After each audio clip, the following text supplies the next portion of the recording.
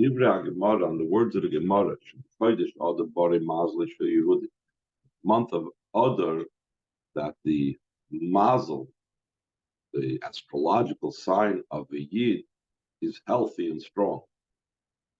And therefore it says that if a Yid has a court case, a challenge, anything negative to do with a non-Jew, so then he should not avoid it and he should, because that's a negative astrological sign for a Yid, and he should try to arrange that the court case should be in Adar, because then the mazel of a Yid is strong.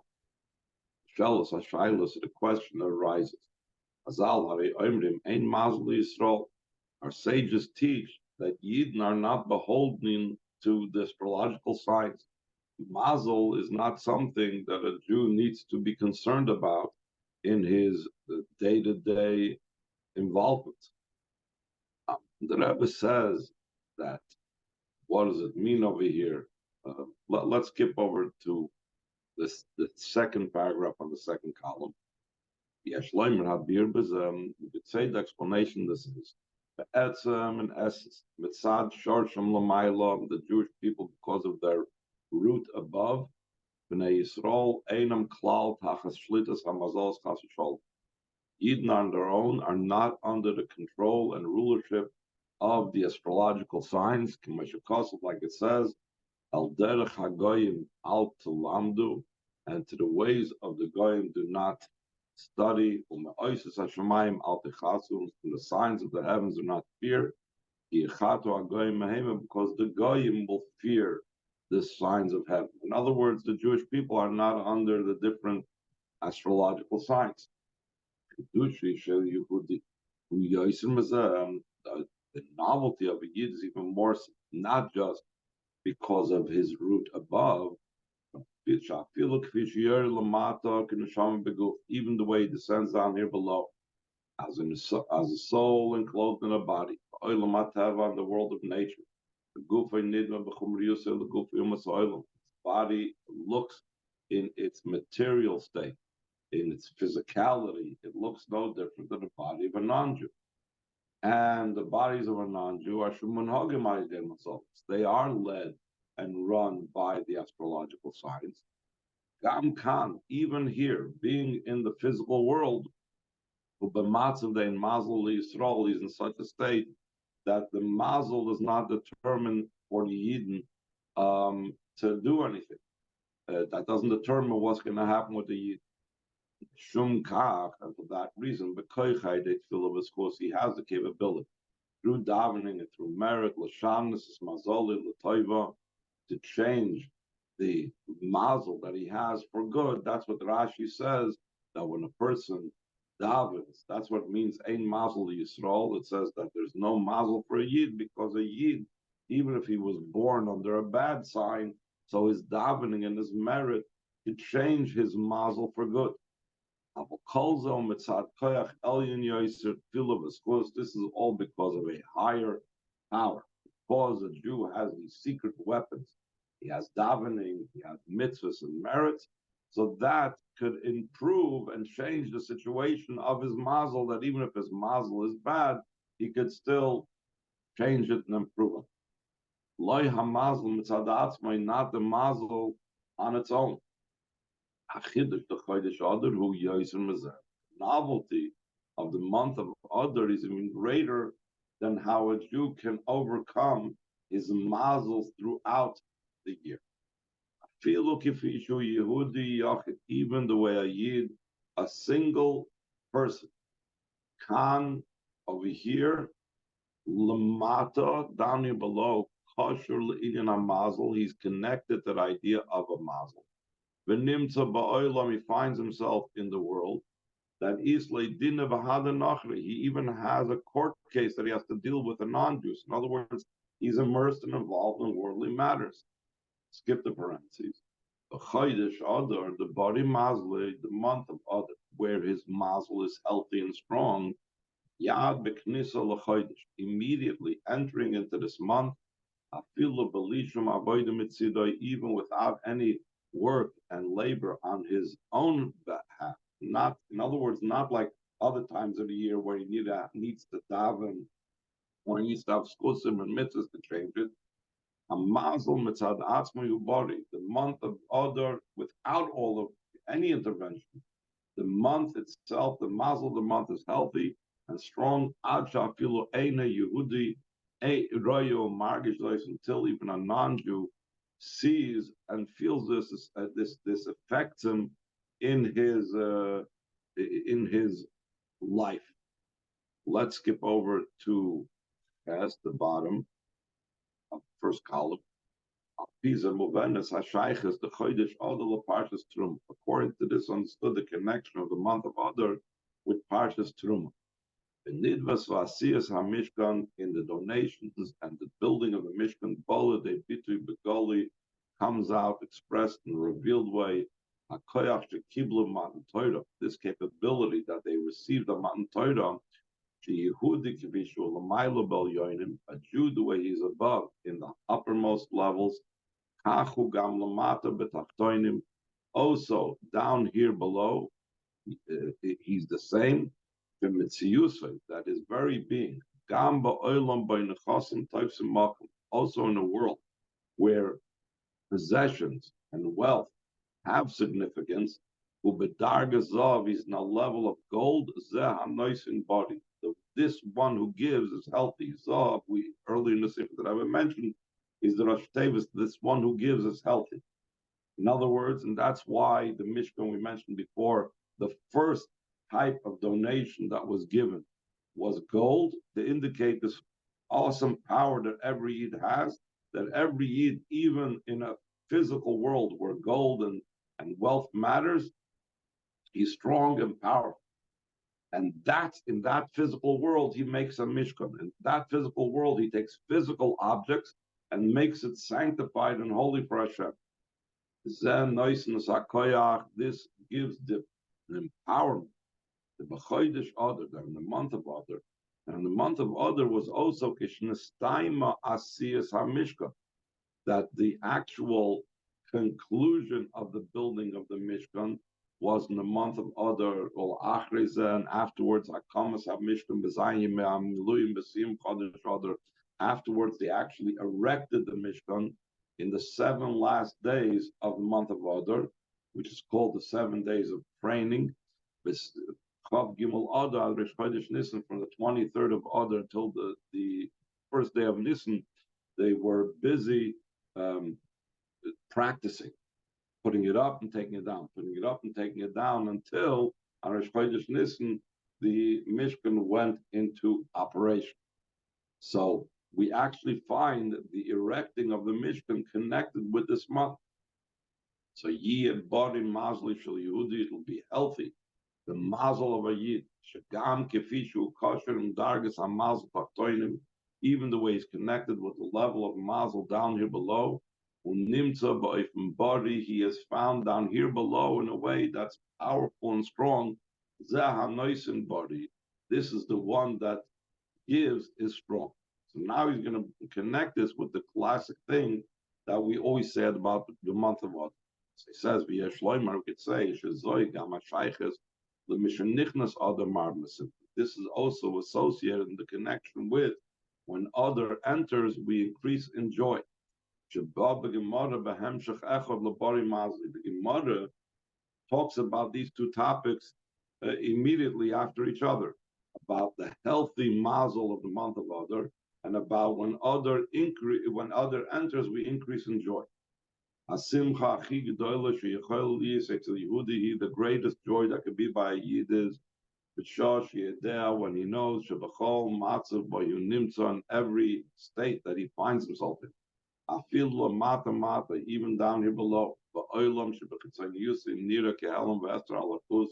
In a world that externally seems like a concealment and covering on godliness. And despite that state where he's in,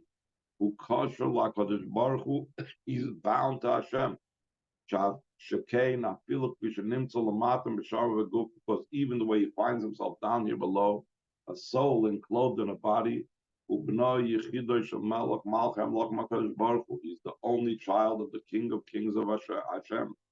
V'Hakadosh Baruch Hu Omer Sherishayin Nechasav Shel Yehudi Hu Zav. Hashem says the first of the possessions of a Yid is gold, like I mentioned before, that the Rebbe says in the Sicha, that in enumerating all the donations that was given for the Mishkan, he starts off with gold, indicating this is what a Yid primarily has. He has gold, he has silver, and he has bronze, copper, etc. But the first thing Torah says a Yid has gold. Even in a world where physical wealth and possessions have value and importance, Kol Yehudi hu Ashir, every Jew is rich. The Ruchnis of Begashmis, they are rich both spiritually and materially. Visa moving ideas, according to this, even more understood. Ashwas Hagemara Mishanichnas Adar Marm Besimcha, the Mishanichnas of a might Besimcha. The Gemara compares and says, just like when of the month of Menachem of enters, we have to decrease in joy. Same thing when other enters, we have to increase in joy. Why does the Gemara make that correlation between the two? It seems to dim our joyousness. It seems to weaken our joy. The novelty of this is even in the level of darkness down here below, as for example in the month of Av, because of that we decrease in joy. Yes, because other canal. So it's the power of the month of Adar to transform this, like the Rebbe said at the beginning of the Sikha that we skipped. Shashi Yehudim is boinen bekach. When a Yid thinks into this, a reza maybe oisil a simcha gdoila b'yoser. So then this brings a Jew to great joy. The simcha zu shemeshana es chayav agashim. It's such a type of joy that transforms his physical life. A physical life that he's living in this world, appropriate to the rules of nature in this world. The characteristic, the trait of joy is it influences and permeates all a person's matters. When a person is joyous, he's living a joyous and happy life. Simcha a joy that influences all of his actions. And it affects everything that he comes in contact with. And he also makes those around him also joyous. This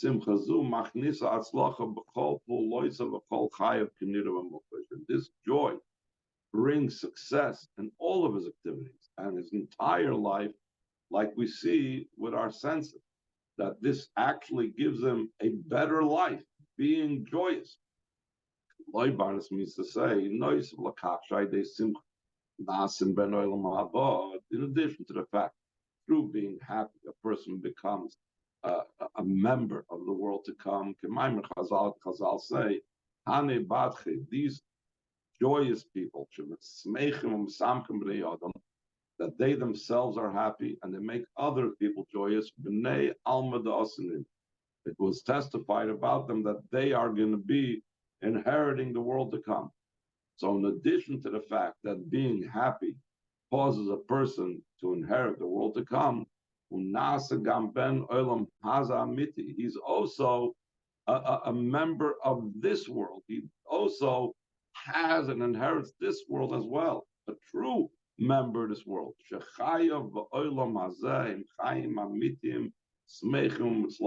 his life in this world is a true life, a joyous life, and a successful life. You can skip over a little bit to the next page to the lessons that he derives at the bottom of the page. Alimud Mekala Amur, what can be derived from all of the above that we spoke about throughout the Sikha, says first and foremost, we derive from this that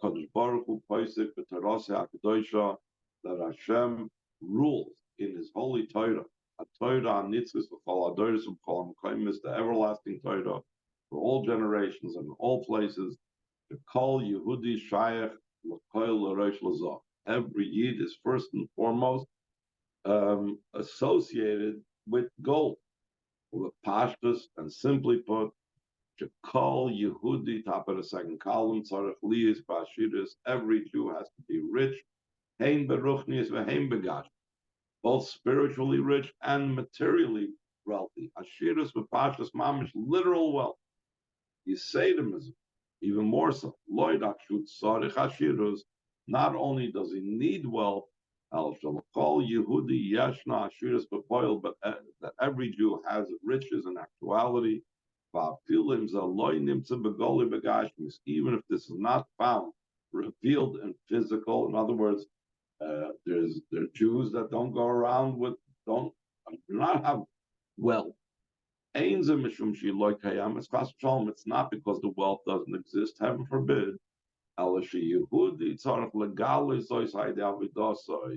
It's incumbent upon a Jew to reveal that through his service. Even more so. Through revealing this out of the darkness. In other words, it was concealed, that it wasn't seen, that he's wealthy. And now it's revealed that he's wealthy. So then it becomes in a way of the additional and increase of light out of darkness. An increase of much of a lot of hashpah, a lot of flow of bracha, of rains of bracha. In the way of an overpowering life and vitality. It becomes a flood of rains of blessing, and only in a positive sense. Until it transforms the not positive floods, the to a flood of good and holiness, until we prepare for, or until this becomes a preparation that the earth will be filled with the knowledge of Hashem, like waters covers the sea. How much more so in this generation, the final generation of the exile, and the first generation of the redemption, after they concluded everything. All there has to be is the greeting of the of Mashiach in actuality.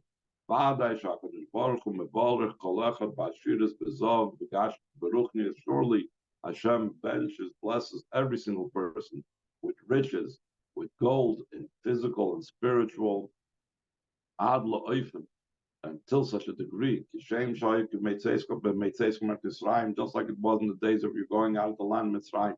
So now I will show you wonders. There is no single person amongst the Yidden that there wasn't along with him when he left Egypt. 90 Libyan donkeys. I guess they were known for their loads that they could carry. That they were carrying the silver and gold of Egypt. So since we know that the Geula of Mashiach is going to be similar to the Geula that took place in Egypt, and there was such great wealth that accompanied the Eden when they went out of Egypt, that they had these 90 Libyan donkeys loaded up with silver and gold every single year. So therefore, now as well, we're on the cusp of the Geula, we should also be having so much wealth. From this, there is immediately a clear directive. The Yid has to put in the effort to be rich in actuality in all matters. Beginning from riches spiritually, who is considered rich, someone that's rich of the mind, to be rich in Torah mitzvahs, but we don't stop there. To the degree, is also physical riches. But they should yuchel kaim Torah mitzvahs v'mnuchas hanefesh v'mnuchas haguf, so you should be able to fulfill Torah mitzvahs with calmness of the soul and the calmness of the body, like the Rambam rules, skip the parentheses. Then, when he has physical riches, so first of all, his mind will be calm. He won't have to worry about how he's going to put food on his table or how he's going to put a roof over his head. He'll be able to fulfill Torah mitzvahs calmly. Yuchol harvest when it's in tzedakah, and therefore he will also be able to increase in giving tzedakah, and he will be able to v'kima mitzvahs behidur. He will be able to fulfill mitzvahs with extra beauty, behidur l'pnim behidur, and beauty beyond beauty. In other words, because if he has the money to spend on a mitzvah, so he's going to spend much more to, let's say, buy a more beautiful esrog than a cheaper esrog because he can afford it. He'll buy a more beautiful mezuzahs because he can afford to have more beautiful mezuzahs. He will, etc., etc.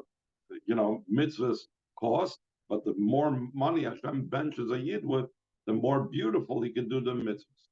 And including this, lenatzel es hashidus, to use the riches, like it says in this week's parsha, zahav kesav and achoishes, that a person donates gold, silver, and bronze, kedei lasoisoi, the lasis mefesi aproti mishkan migdash Hashem, to transform his own home, his individual home, and to make it into a sanctuary and to base a migdash for Hashem, and I will dwell amongst them within each and every one. Also, he will be able to use his riches,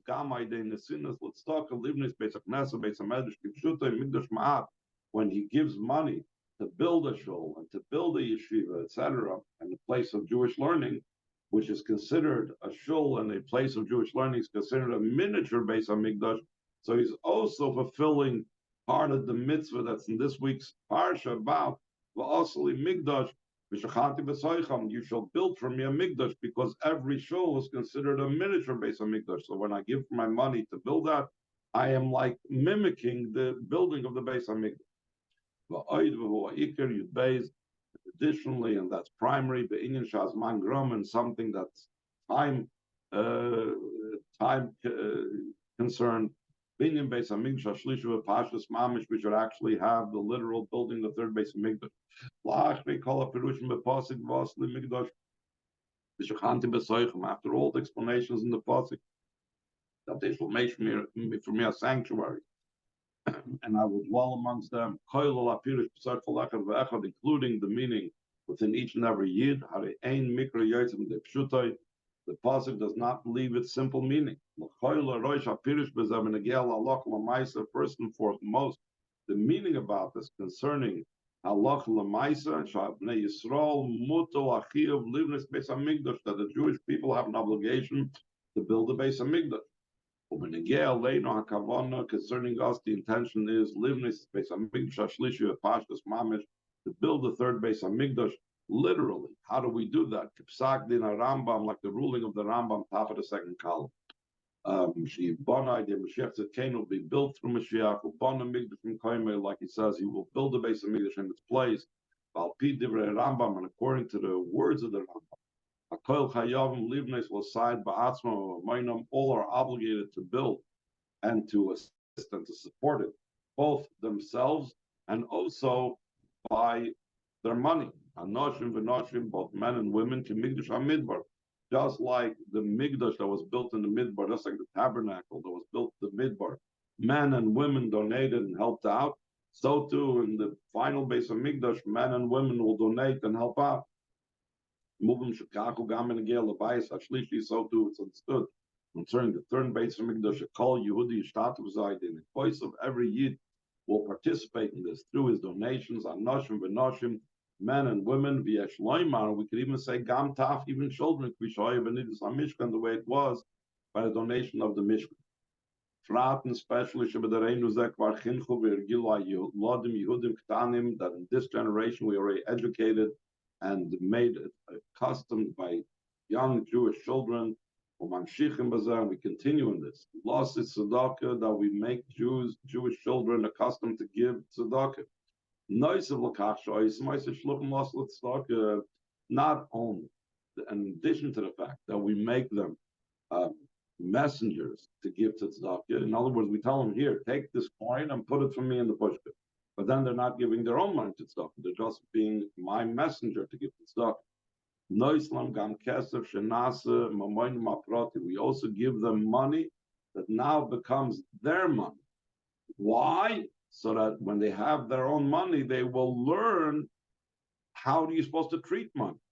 How are you supposed to treat money? But they should yitnu mekasma aproti l'tzedakah, so they should give their own individual money for tzedakah. Noisav l'kach. In addition to this, yeshnai halimud, there is the teaching b'pashtus, and the lesson in the simple sense, mikach, from the fact nichnas other marvin b'simcha, that when other enters, we increase in joy. This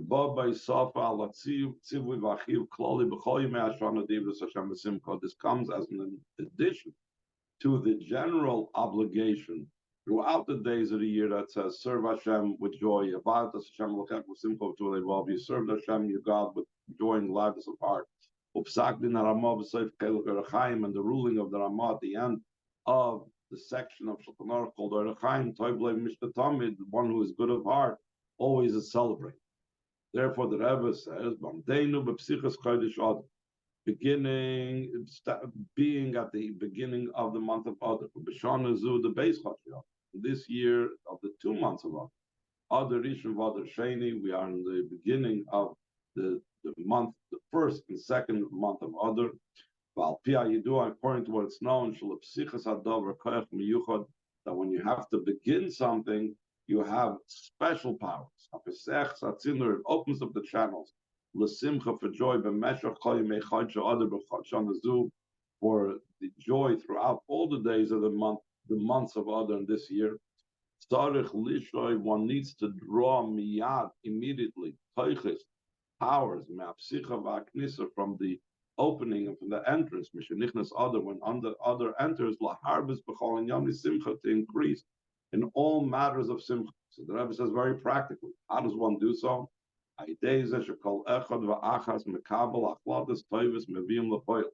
Through the fact that every man and woman accepts upon themselves good resolutions and brings them out to actuality.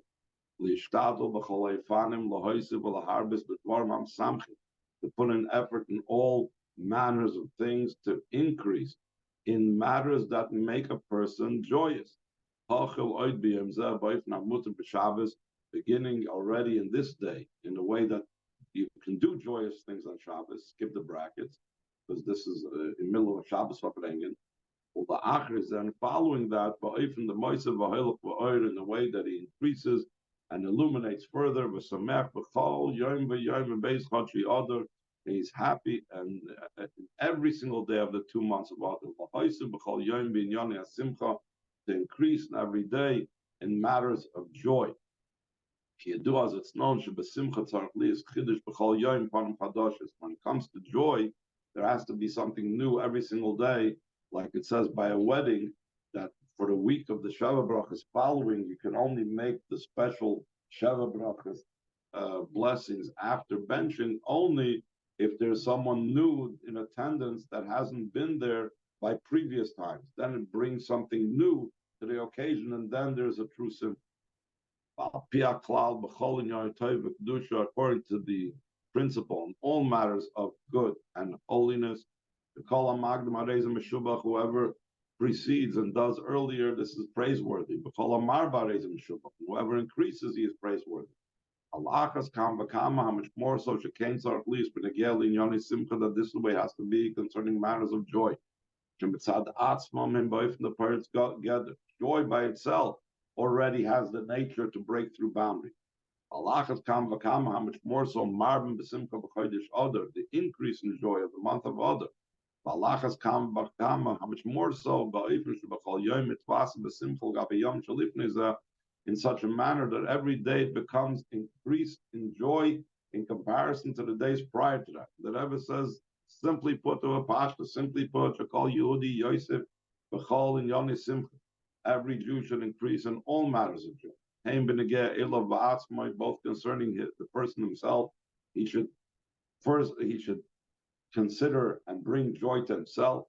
V'hein b'negeil samech sazulas, and also concerning making others joyous. Yedu, as it's known, the shleimus inyan hasimcha davke v'yachid mazulas. The ultimate level of joy is specifically together with another, and that's why it's ruled in Shulchan Aruch that Rambam says that the joy of Yom Tov is incomplete if he doesn't have guests around the table, poor people around his table. The same thing when it comes to the joy of Purim. We see that one gives extra tzedakah on Purim, and they send gifts of food, because true joy is not celebrated and reached in isolation.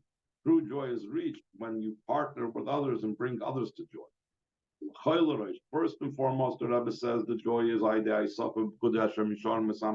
through increasing in the mitzvahs of Hashem and the laws of Hashem, that they rejoice the heart, limit Torah study.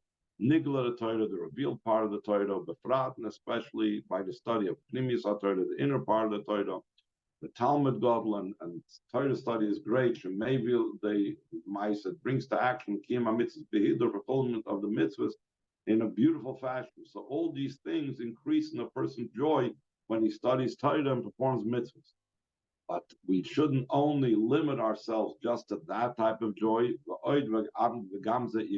Second column, also, and this is in addition, and this is also primary. The Torah mitzvah, through increasing in joy in Torah mitzvahs, it will be added in joy also in the simple sense. Also through and in physical matter. And we do, like explained beforehand, the other, that the novelty of other is shegamba oilam body mazli, that also in the world it will be that his mazel will be strong. So in other words, let the spiritual joy will spill over and cause and manifest itself in joy in the physical world of physical matters by directives that Shulchan Aruch allows, and to engage in physical matters in a joyous way. And also when it comes to the joy of physical things, both concerning making the person themselves joyous, and also to make others happy. That a person should first begin from their own household to make them joyous.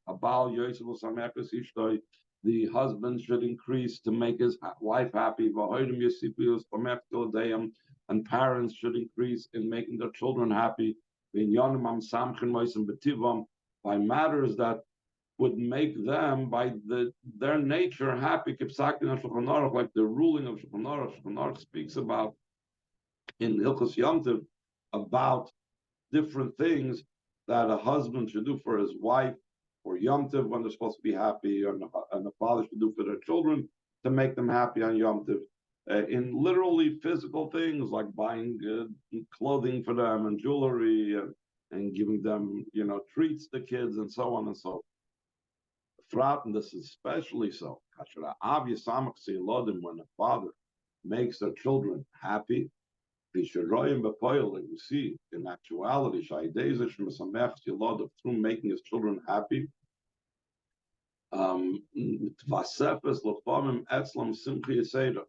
it's increased by them additional joy because the father is making them happy. Since sometimes the children sees that the father could use like some difficult words because of he's educating them, and sometimes he's got to tell them things that are like hard to hear. But became in such a way that after saying this, it